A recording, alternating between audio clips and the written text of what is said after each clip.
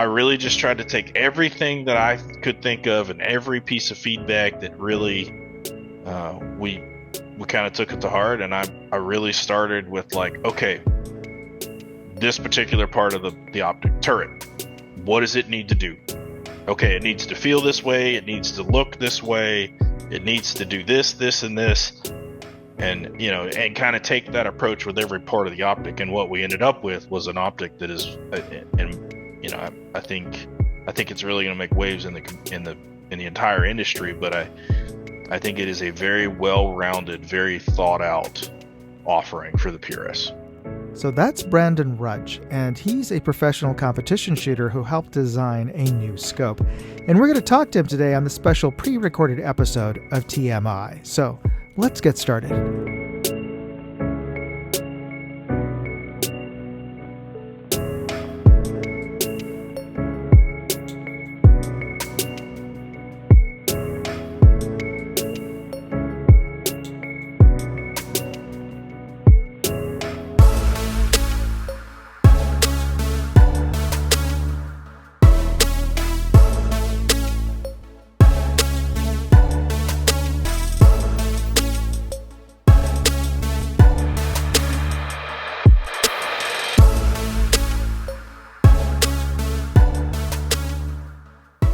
Hey everyone, welcome to TMI, Too Much Information with Moondog. It's not a TMI Live since I pre-recorded this episode.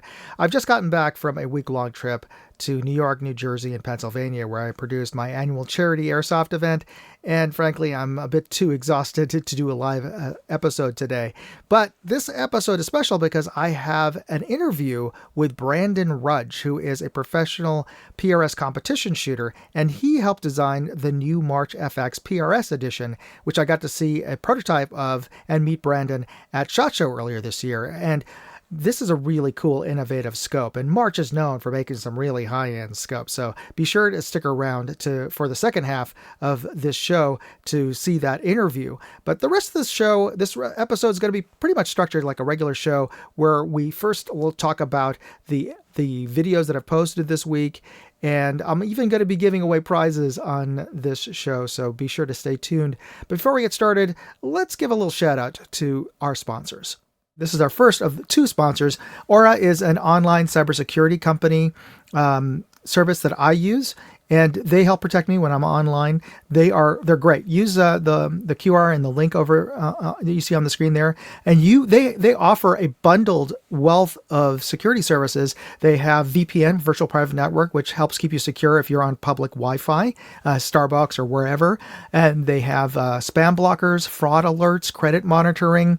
They offer, if you get the full service, they include, with all of that in your monthly fee, they include $1 million in identity theft insurance, and they offer data broker removal service. So these are companies out there that buy and sell our personal private information, like our names, our phone numbers, our addresses, and they buy and sell it to each other as well as marketing companies out there. So one of the reasons why you get so much spam and spam texts, calls, is because these marketing companies buy your information from data brokers. Well, you can get your information removed. Just use Aura. Otherwise, you're going to have to do it one at a time. You're going to have to contact each and every one of these. There's like hundreds of them out there. But Aura will do it with one click. You use their data broker removal service, and boom. Inside of a week, I got myself off of over a dozen data brokers, and over the course of I think about a month's time, I got off of 36 data brokers. And they'll also let you know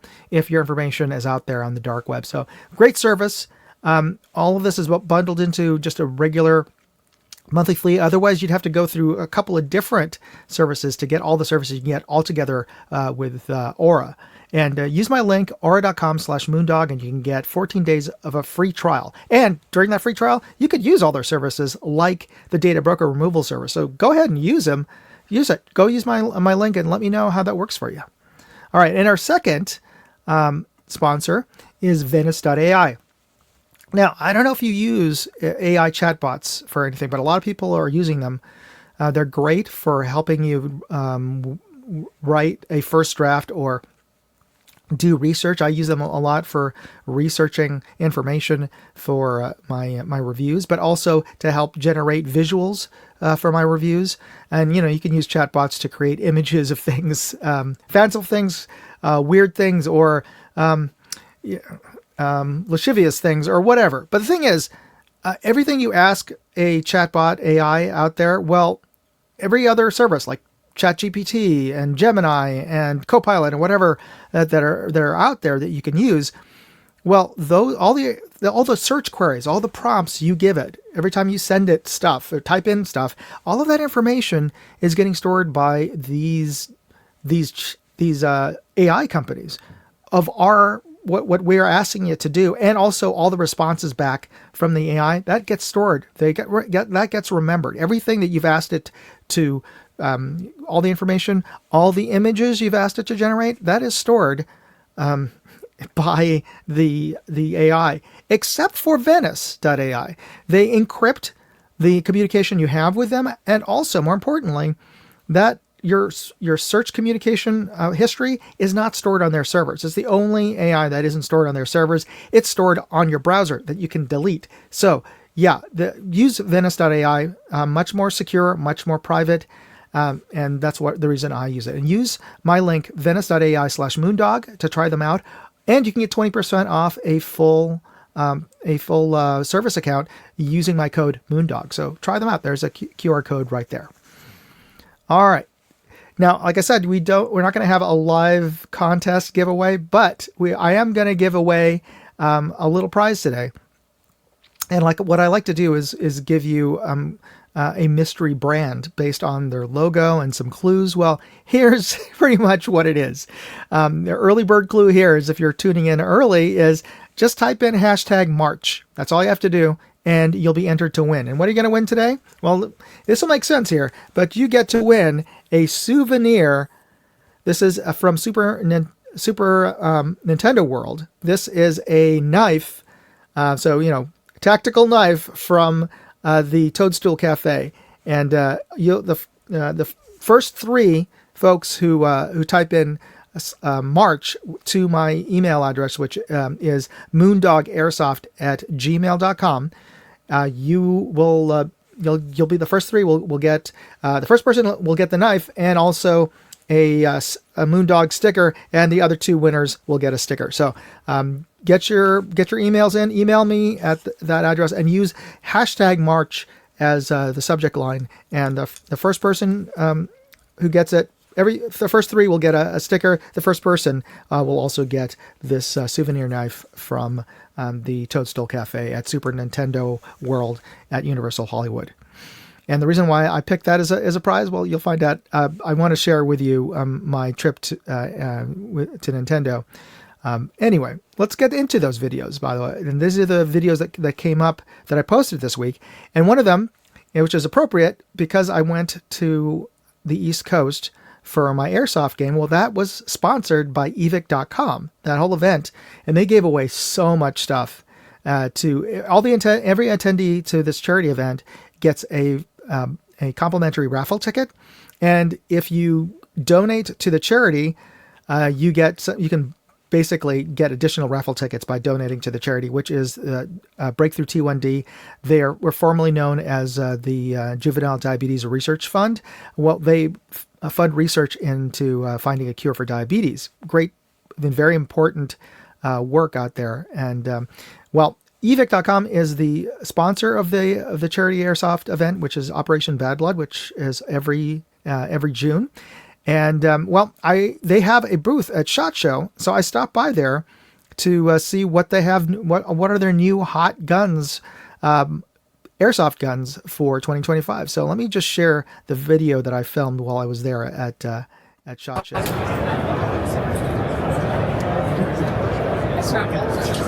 And then more stuff in the gas blowback realm of things. We have 2 new releases under the Noveski line, Ghetto Blasters. Those are going to be produced for us by Double Eagle, and it's going to be using that MWS gas system as well. And if you'll notice on the end of it, we also have the CGS suppressors. We just recently acquired the CGS license to produce their airsoft suppressors. What's going to be really cool about these is that they're going to be have a spring spacer on the inside that's going to allow you to use about 90% of the current tracer unit modules inside. I was going to ask if we're going to see a tracer unit version of that. The thing is that you're going to be able to use your current tracer units internals, basically. You're going to be able to drop it into this. And what's nice! You can theoretically buy a couple different of these CGS suppressors, have them mounted up on belts, and just kind of skip that one tracer unit inside all of them, so that way you don't have to buy a dedicated tracer unit for each and every gun that you have.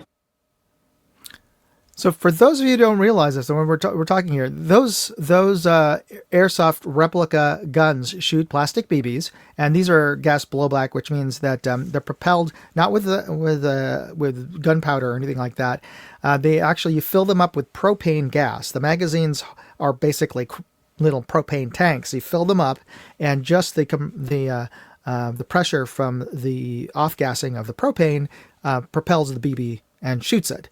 And non-explosive. It's just the gas pressure.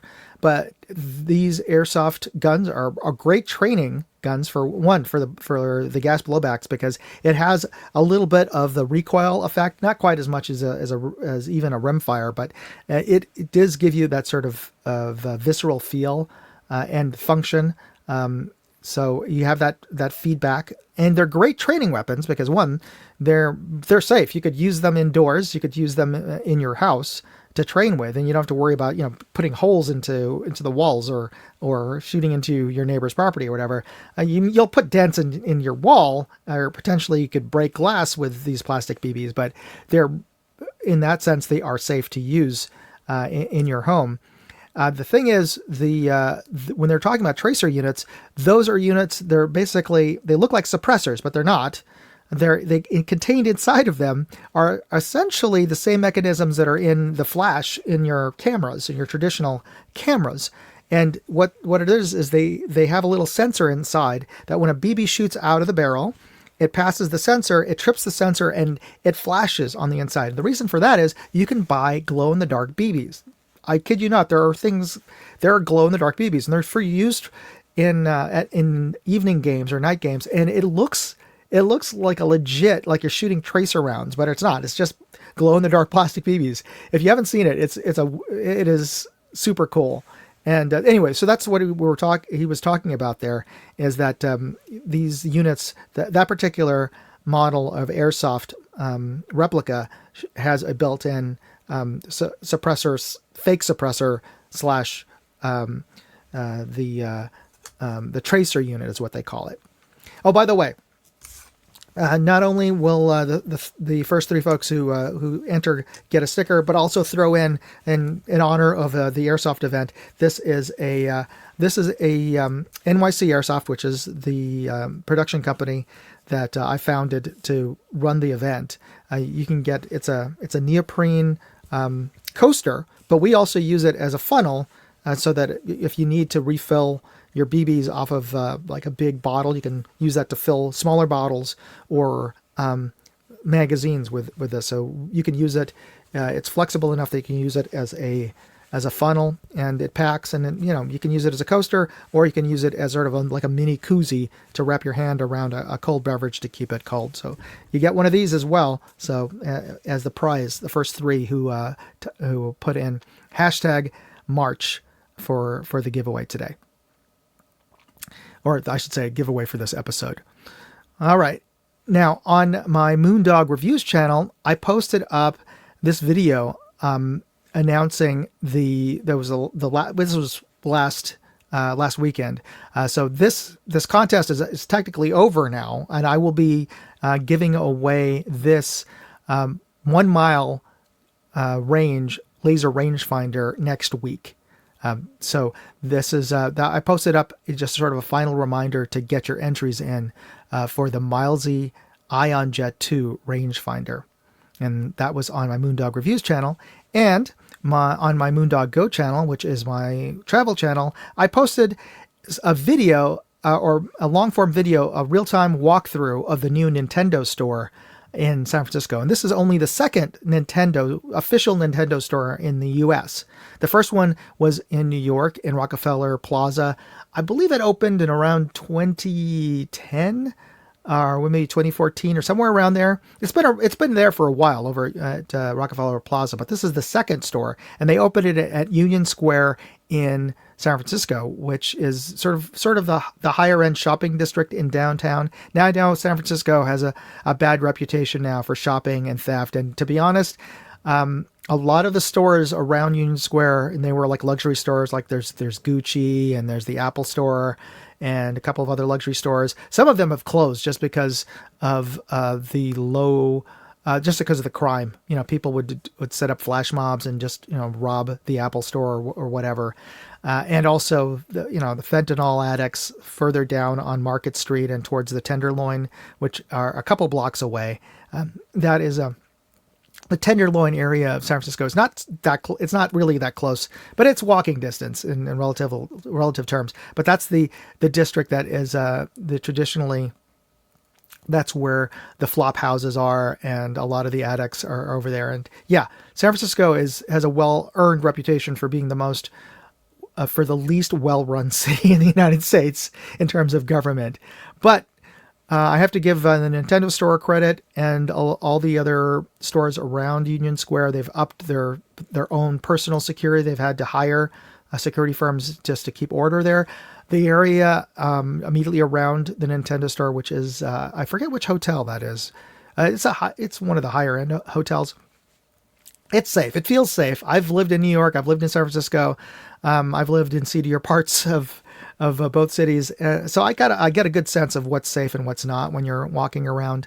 It is safe to be over in a Nintendo store, especially during the daytime.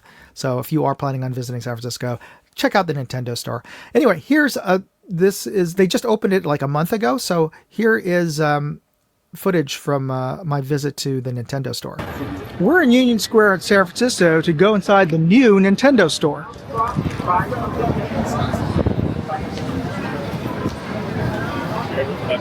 And this is the line. So are these the typical lines you're getting the last couple of days? For now, at least for now, just because of the switch to reservation.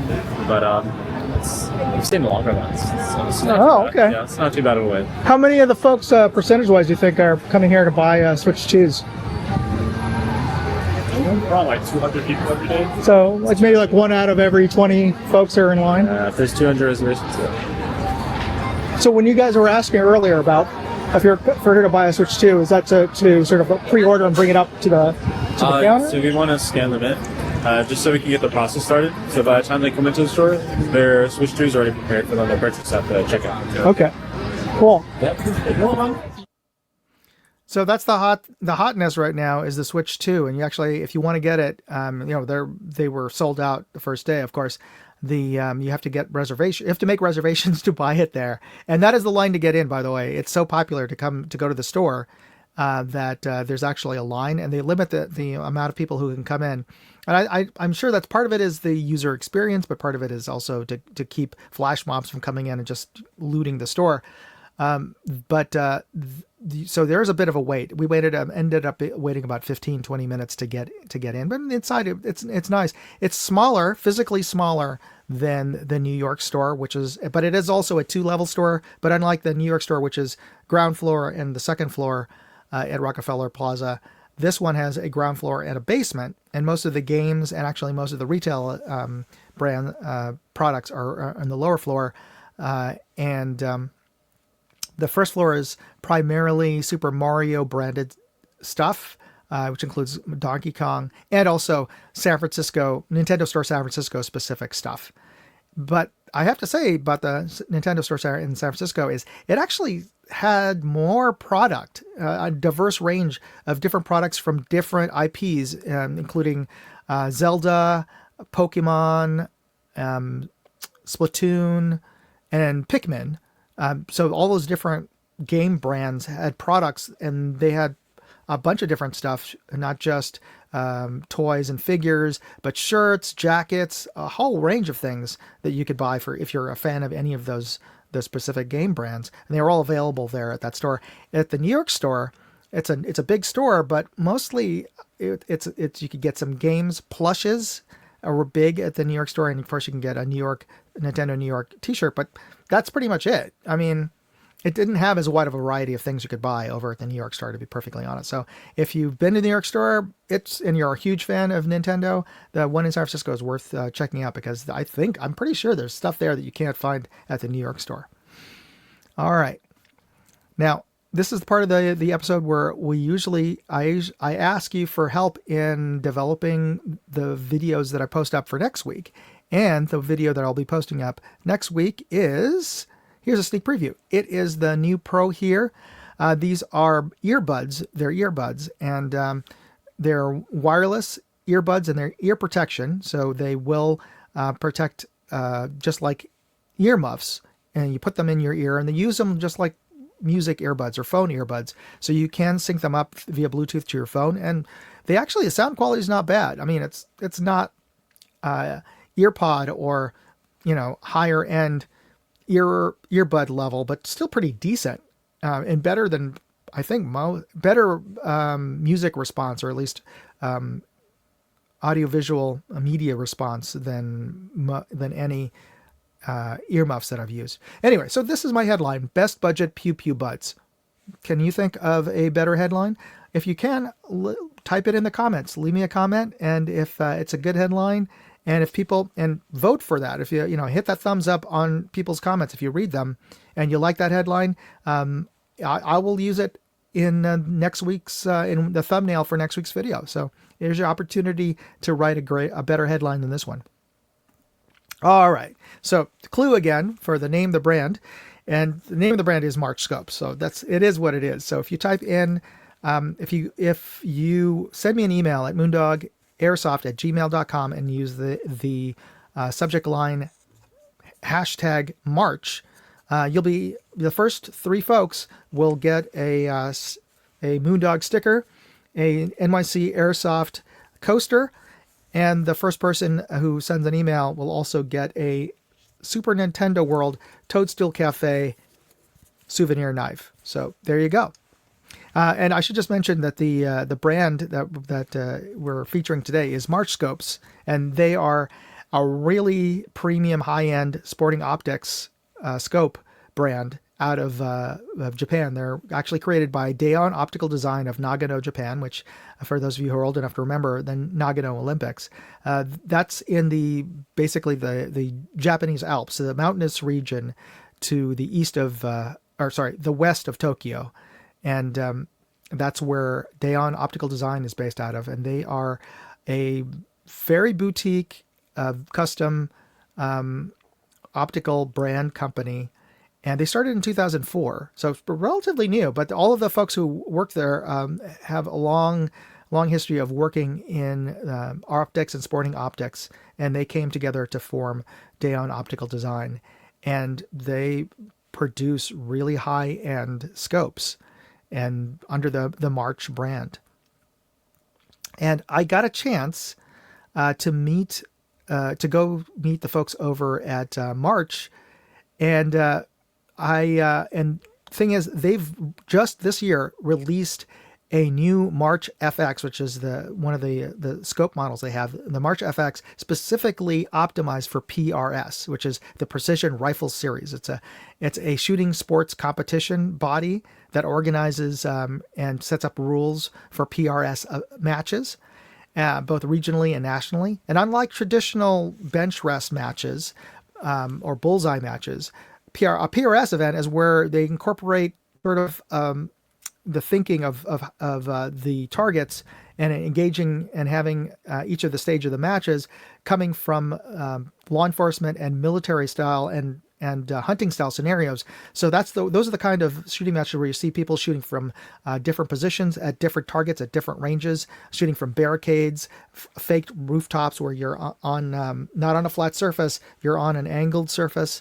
And using natural terrain like logs and things like that. So that's the PRS, and it is a very popular shooting sport. And I got a chance to meet the designer of this new scope, or the consultant for the designer of the reticle of the scope, and here at SHOT Show over at the March booth. And here he is. Excellent. Well, Brandon, okay, why don't you take us a step back and let the folks know a little bit about your background, how you got into shooting, where you grew up. Sure. So I've always been a hunter. Done hunting most of my life, and I had dabbled in some 3-gun competition. In 2017, I decided I wanted to get into long range shooting, and it was something that interested me. And is that just because of folks at that you're shooting with at the range, or did you have a friend who brought you into long range shooting? No, I really didn't. I just decided that I would really like to learn how to shoot long range shooting, and I kind of, I guess did what most do when they're getting into something new. You start kind of looking up videos and trying to learn about it and research, and eventually I made my way to a Ruger precision rifle and 6.5 Creedmoor, and shot my first match, and it was a painful experience. The first PRS match. Where was this, by the way? So this was at CCC in Navasota. So it was with the Texas Precision Matches guys. That's my local range, Prentice Wink, and those guys. They put an incredible match together. Which part of Texas is this? So it's actually in Navasota, so just north of the Houston area. Okay. So I'm local to Houston, Texas, and ultimately, I went out and shot the match, and it was fairly painful, as one would expect, for trying to just kind of dabble into a discipline I'd never really shot with box ammo. Oh, okay. So I was kind of hooked after that, and things kind of progressed, and you start reloading, and you build custom rifles, and your equipment gets better and better, and your skill set gets better and better, and you move on to the national level, and I've been shooting at the national level now for several years. It's been great. I really enjoy PRS. I'm very lucky to be in Texas now. I'm originally from Virginia, where they have, I would say, less PRS capability than here in Texas. But yeah, overall, I love it, man. I love shooting. I love the people in the sport. It's some of the best people in the community. It's great. You get to go spend a weekend shooting with people you truly consider friends, and they're some of the best people on the planet. So it's a win-win, for guys that enjoy shooting. So that's kind of how that happened. Now, are there any long range ranges over in Virginia? Which part of Virginia, by the way?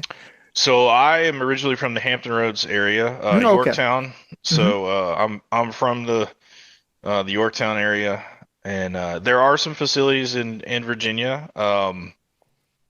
If I don't name them all, guys, I'm sorry, but I know War is there. There's a couple PRS matches. Brian Lewis has a match out there. There's quite a few matches that are in Virginia as well. They're more on the western side of the state, I believe, versus the eastern side on the coast. But is that where you're shooting from mountaintop to mountaintop?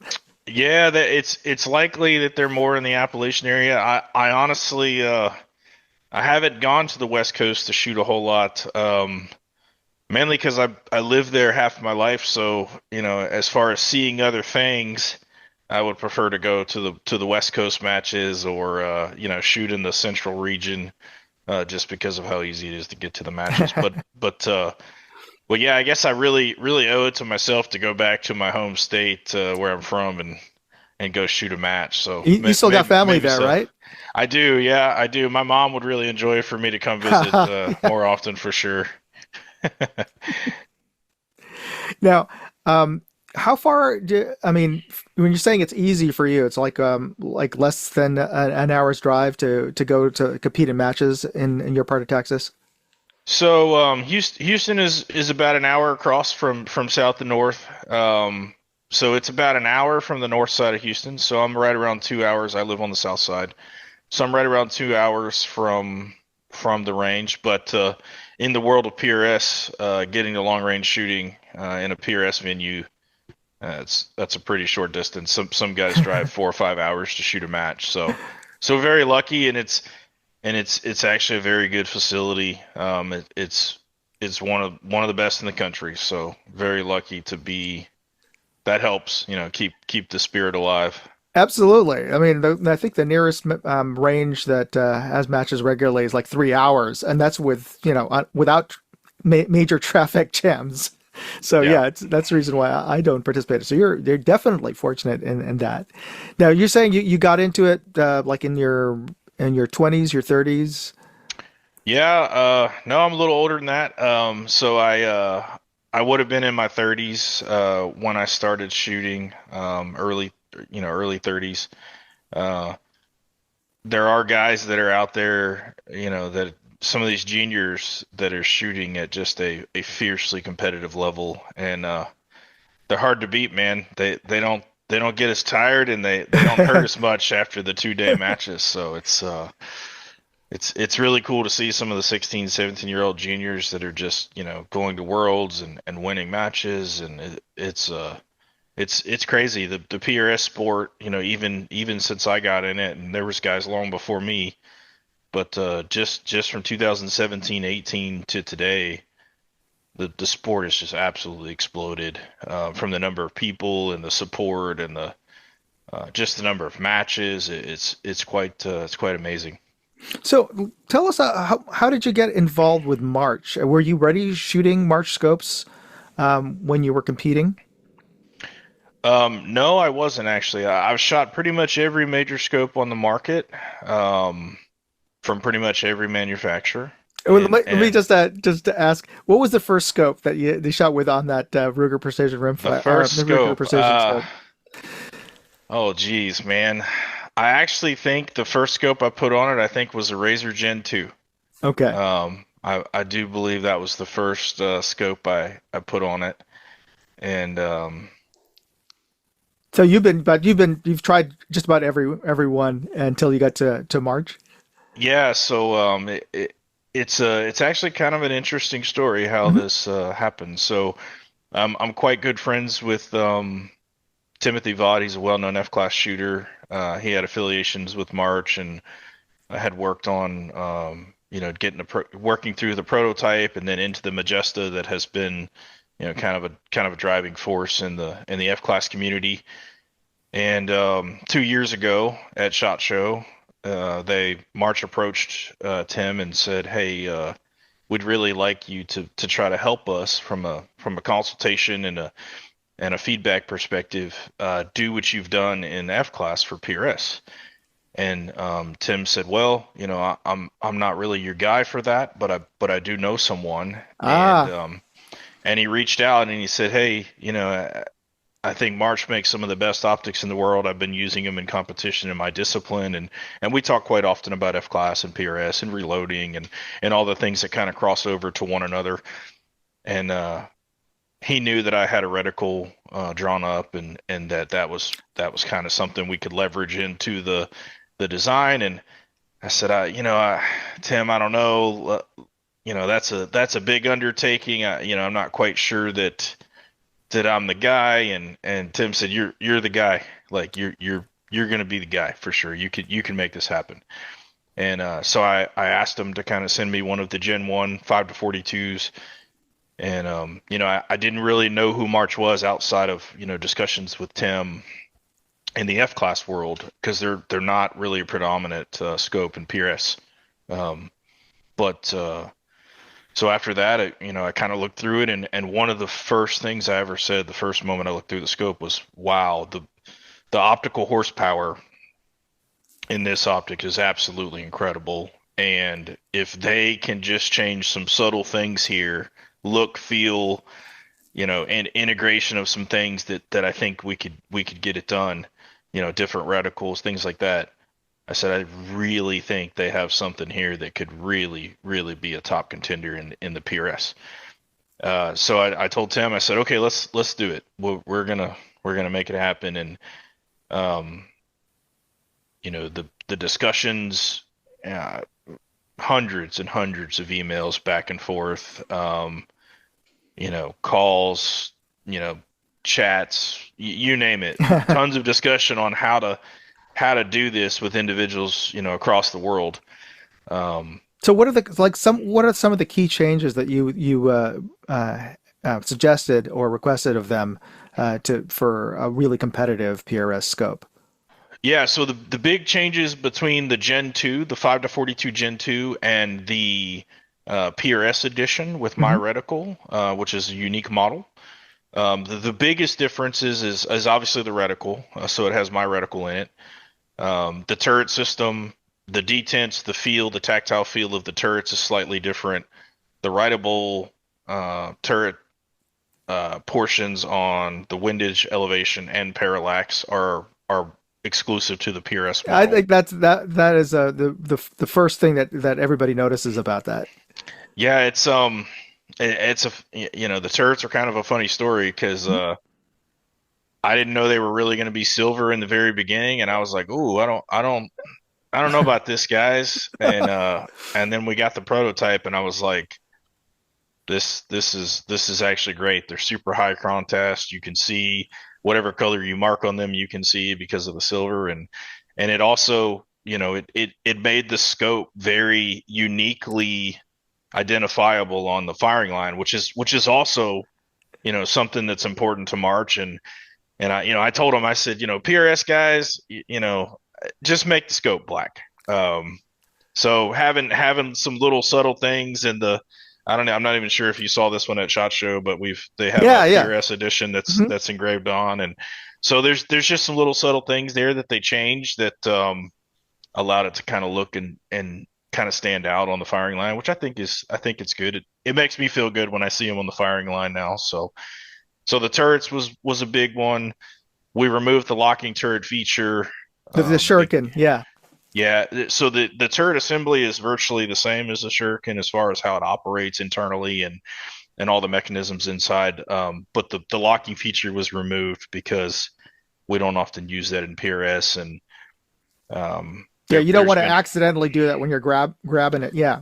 yeah. So that was kind of a conscious decision. Not everyone loves it. Some people hate it. Some people love it. It's this game is all a compromise game. So that was one thing that we also removed. The illumination, I wanted to thin the reticle up, and the way that Oh, okay. I was wondering March, about that. Yeah.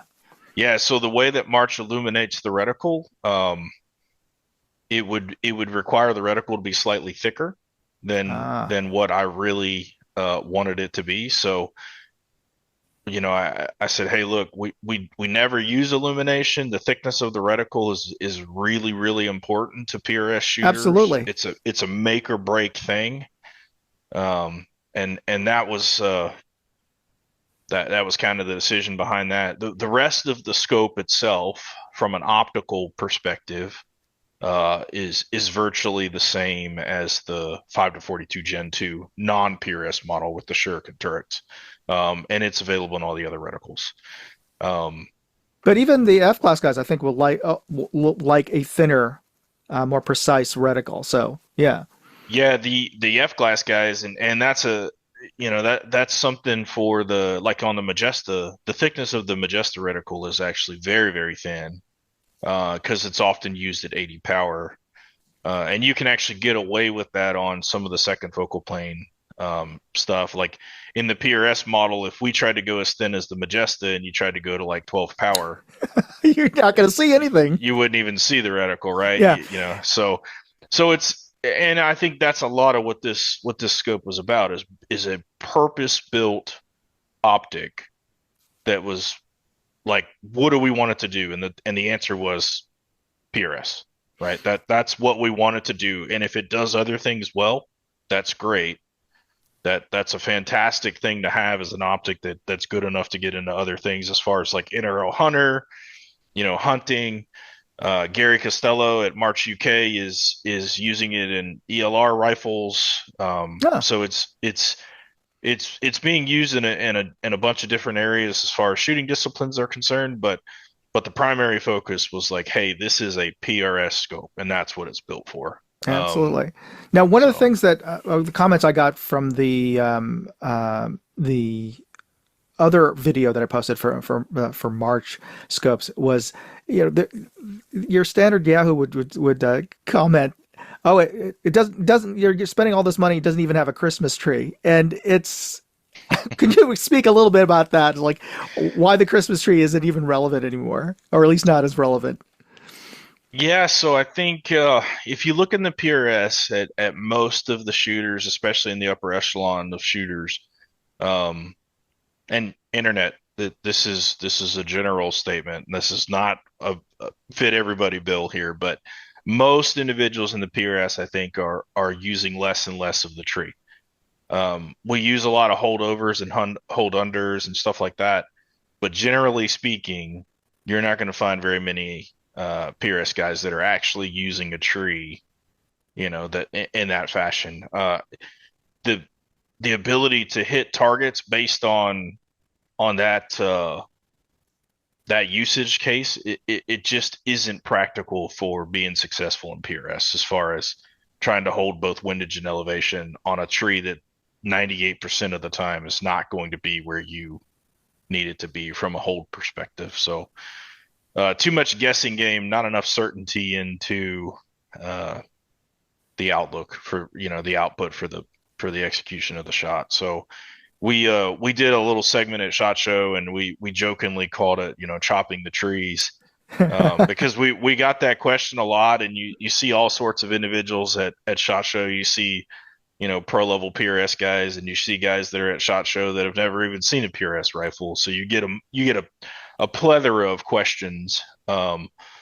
And we basically had some guys in a tree, and I would go mark the turrets, and I'd say, okay, I took my phone out. We did a ballistic calculator on an actual PRS rifle, one of mine, and said, okay, let's pick some targets. You pick the distances, you tell me what you want to do, and we did. We picked 4 or 5 targets, and we put all the information out there for an execution on the shot, and I marked the turrets like I would for a PRS model, and we handed them a pin on an iPad, and we said, hey, okay, here's a reticle. You pick. What do you shoot? What reticle do you want this to be? And we would pull the reticles up for them, and basically what they rapidly found is they can't possibly hold it as fast as I can dial it, especially with the writable turrets. And what we also found is when we overlaid multiple dots from multiple individuals, what we found is that there was a dispersion of dots for a specific hold, because it's not a finite hold in a tree, right? So it's so what we found is that you have this dispersion of holds that individuals are saying is the same hold, and then I jokingly kind of did the same thing and said, hey, well, if you dialed the turret, where would the hold be? And they said, well, it'd be the center dot. I said, well, go ahead and put a dot on the center dot. I was like, well, this seems like a very precise hold, and the wheels kind of started to turn with most individuals, and they were like, man, I've never thought about it that way. And I said, well, that's how most of the PRS is shooting now from an execution perspective. It's not uncommon for us to dial the first turret or dial the first target, and then hold under for the secondary target, or hold over for the secondary target. But it's very, very uncommon for us to just be holding pigs in space. It just isn't. It's not worth the risk of dropping a shot in a sport now where a single shot down is 4 or 5 places in the standings. So that's kind of why we didn't use a tree. I'm not going to say never. That's really a Mari decision, and a Dion Optics March Optics decision overall. And if they end up wanting to do a tree, I'll be glad to assist them in doing it. But I think the way that we use trees and the way that they've been done in the market right now from an optics designer perspective is not even remotely close to how we would probably actually use them. So, but yeah, I liken it to like lasers on assault rifles, or just visible lasers. Like, back in the 80s, you saw it in movies. Everybody wanted one, and like it's not actually that practical. There's so many downsides to it, but everybody wanted one, so everybody got one. And so when people started seeing Christmas trees on reticles, like, oh, this must be the new tactical thing. This must be the new, +1, buff up on on your performance, and so everybody wanted a scope that had a Christmas tree, and even if you never actually used it, it makes perfect sense from a spotting scope standpoint. But Sure. yeah, Yeah, I mean, I think, I've learned this, being kind of from a shooter into the optics consultant assisting March. I've learned that all of this is some level of compromise in a design, and you're never going to please every individual. oh yeah, yeah, And no, it's an impossible effort to do so. So we interview, I've interviewed hundreds of shooters, and I've had tons of PRS shooters look through this, and um, some of those folks, I'd ask them, when's the last time you used a tree? They're like, oh, like a hole in there? I'm like, no, like out here in the middle of nowhere. They're like, what? Yeah, never, so um, there were some no dial stages, historically a few years back in the PRS, we'd have no dial stages on a couple matches and stuff, and where you're kind of forced to do that, but that's really not where the sport is today. it's kind of funny. It's like a stage designed just to use the Christmas tree and not it, actually to.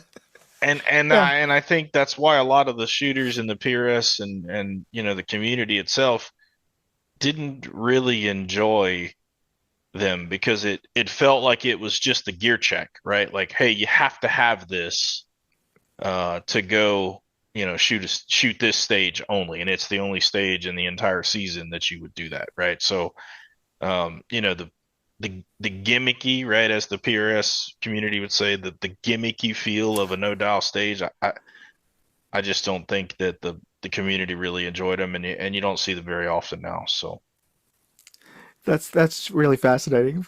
I appreciate that. And what are the other features that you incorporated into your PRS scope?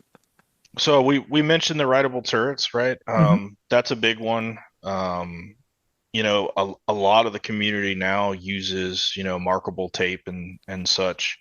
Um, I don't know who did this first, but one of these guys at AG Cup that's just a super smart brain shooter, I think a couple years back, came up with, hey, if I mark the turret where my dope is on my wrist coach, it's just a little bit faster for me to dial it, right? And in our world, speed, time is money, right? So, um, it took off, right? Everyone kind of started doing it. So people would take, tape and put it over their scope, turret around their turret, and so they could mark it without damaging the scope. And then there's some individuals that make very, very nice tape that you can stick on the scope. But Oh, what was your favorite brand of tape, by the way?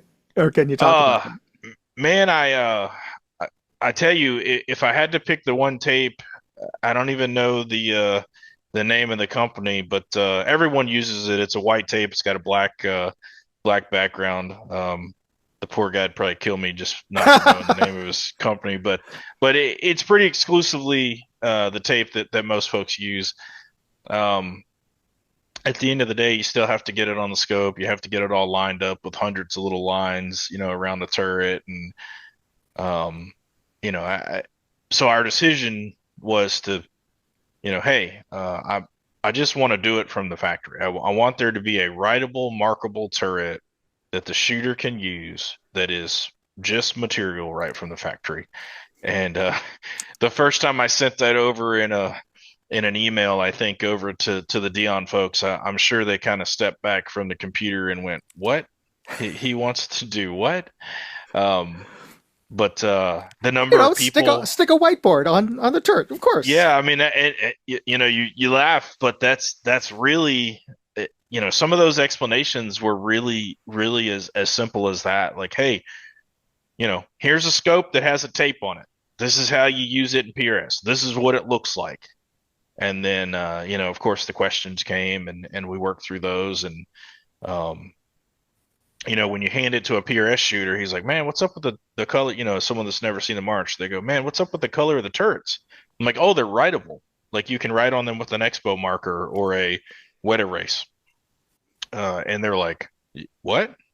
I'm like, yeah, it comes that way from the factory. And they're like, oh, wow, man, That's a game changer, and it's such a little thing, but really, it's a game well, I changer. mean, it's something that, the entire community, I won't say entire community, I shouldn't say entire, but a large portion of the community is doing it, right? And, it's a feature set that we were able to add in, and why wouldn't we do that, right? I mean, my entire premise for this optic from the very start was anything and everything that I could incorporate from the ground up into the optic I wanted to, right? So I have the experience of shooting so many different optics and loved this about that one and hated it about this one, and being able to kind of leverage, like, I really like that, but I didn't like this, but this was good, this didn't quite work.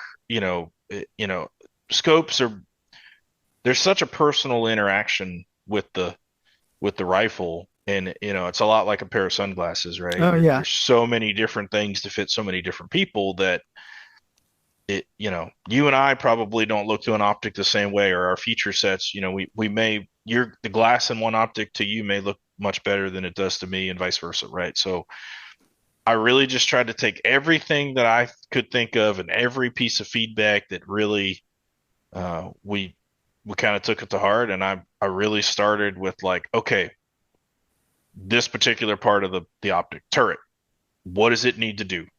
Okay, it needs to feel this way, it needs to look this way, it needs to do this, and this, and and kind of take that approach with every part of the optic. And what we ended up with was an optic that is, and I think it's really going to make waves in the entire industry. But I think it is a very well-rounded, very thought-out offering for the PRS.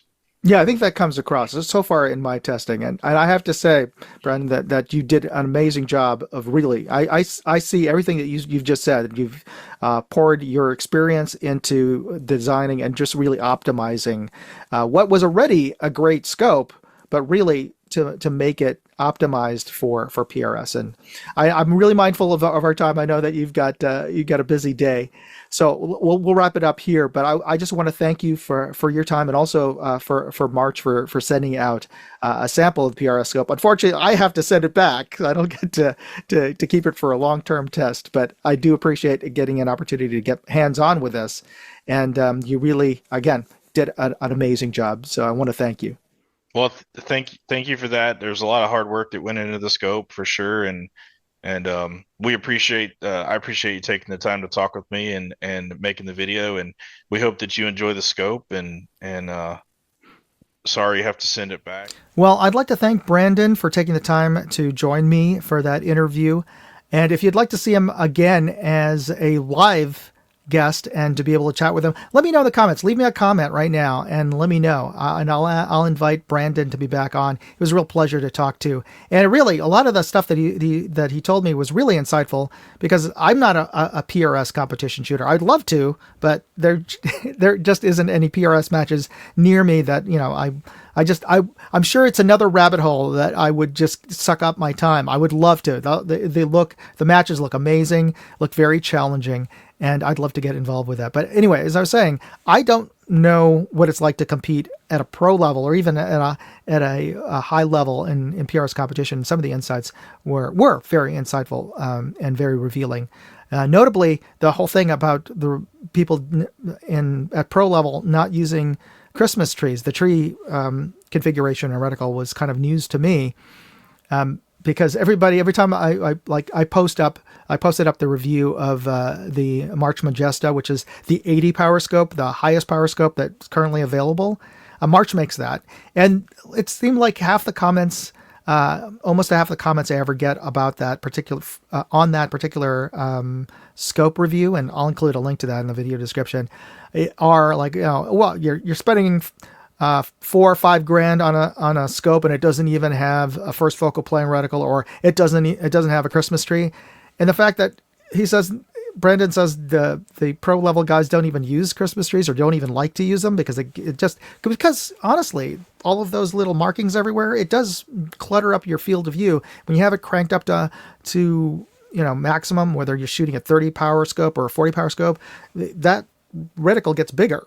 It scales up, and it dominates your field of view. And when you're trying to, aim for the target or find your target, when you're going to your stage, you don't want a lot of clutter. You're trying to find that target and get to it quickly because you're timed.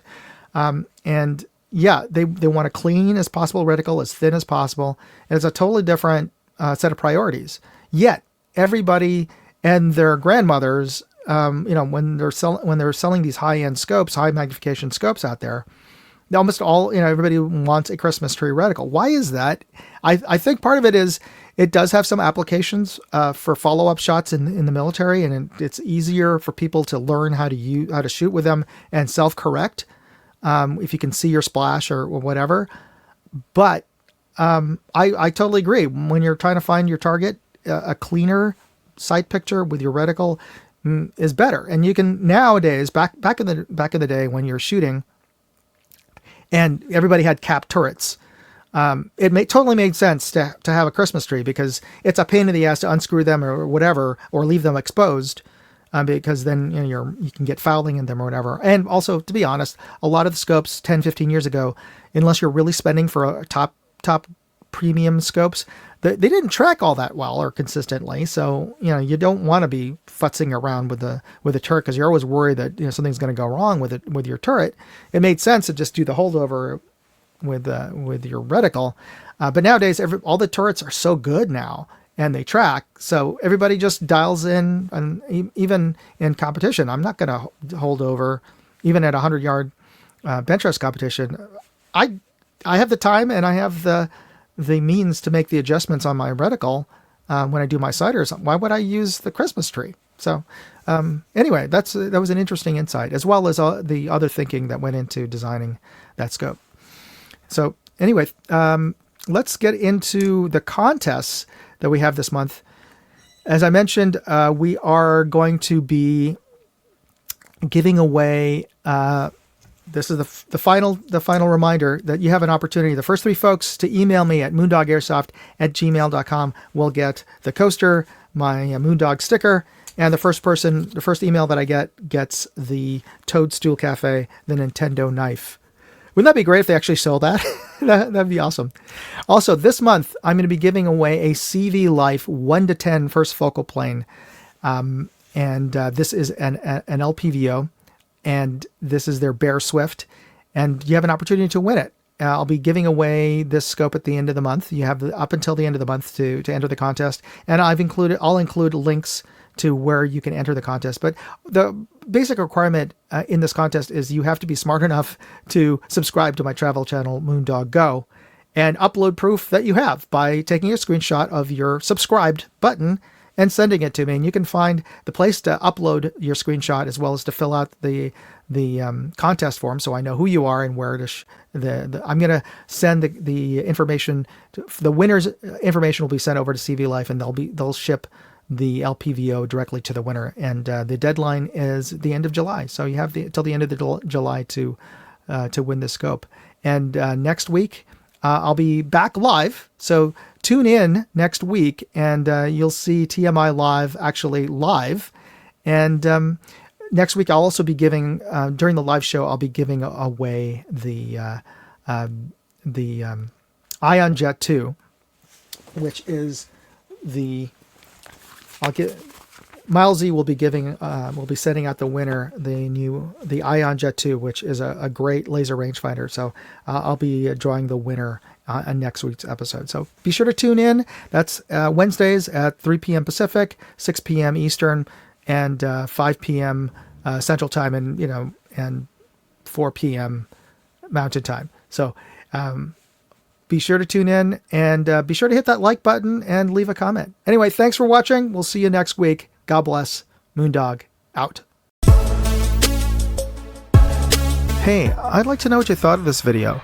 Leave me a comment or chat with me on Facebook, Twitter, TikTok, MeWe, Instagram, or Locals. And if you want to see all of my videos, go to moondogindustries.com.